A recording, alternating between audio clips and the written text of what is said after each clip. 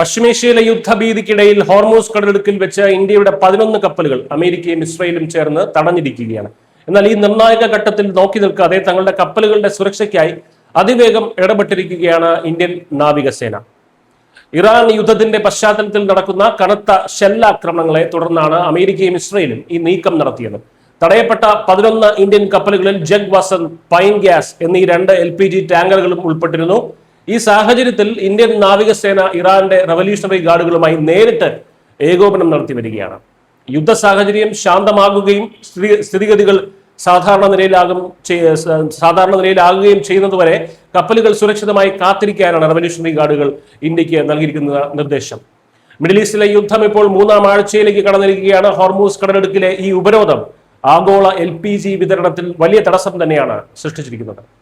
ഇതിനിടെ ഇറാൻ ദേശീയ സുരക്ഷാ മേധാവി അലി ലാരിജാനിയുടെ കൊലപാതകത്തെ തുടർന്ന് ഇസ്ലാമിക് റവല്യൂഷണറി ഗാർഡ് കോർപ്സ് വലിയൊരു നേതൃത്വ പ്രതിസന്ധിയാണ് നേരിടുന്നത്. ഇത് അവരുടെ തീരുമാനങ്ങൾ എടുക്കുന്നതിലും വലിയ സ്തംഭനാവസ്ഥ ഉണ്ടാക്കിയിട്ടുണ്ട്.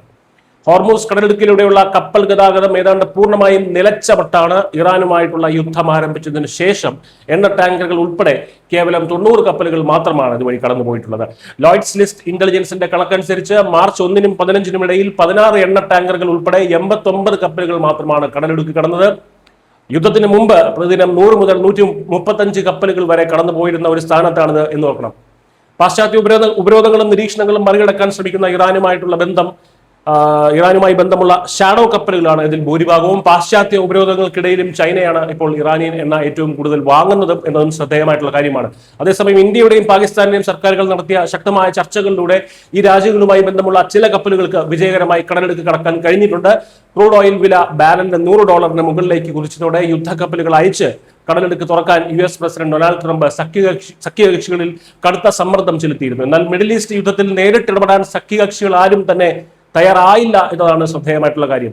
ലോകത്തെ ക്രൂഡ് ഓയിലിന്റെ ഏകദേശം 1/5 വിതരണം ചെയ്യുന്ന ആഗോള എണ്ണവാതക ഗതാഗതത്തിനുള്ള അതിനിർണായക ജലപാതയാണ് ഹോർമൂസ് കടലിടുക്ക്. യുദ്ധം ആരംഭിച്ചതിന് ശേഷം മാർച്ച് ആദ്യം മുതൽ ഇറാൻ ഈ പാത ഫലപ്രദമായി അടച്ചിട്ടിരിക്കുകയാണ്. ഇതിനകം പ്രദേശത്ത് 20ഓളം കപ്പലുകൾ ആക്രമിക്കപ്പെട്ടു കഴിഞ്ഞു. ഈ സങ്കീർണമായിട്ടുള്ള യുദ്ധ സാഹചര്യത്തിലും തങ്ങളുടെ കപ്പലുകളെയും നാവികരെയും സുരക്ഷിതമായി നിലനിർത്താൻ പൂർണ്ണ സജ്ജരായി ഇന്ത്യൻ നാവികസേന രംഗത്തുണ്ട്. News desk Malayalam.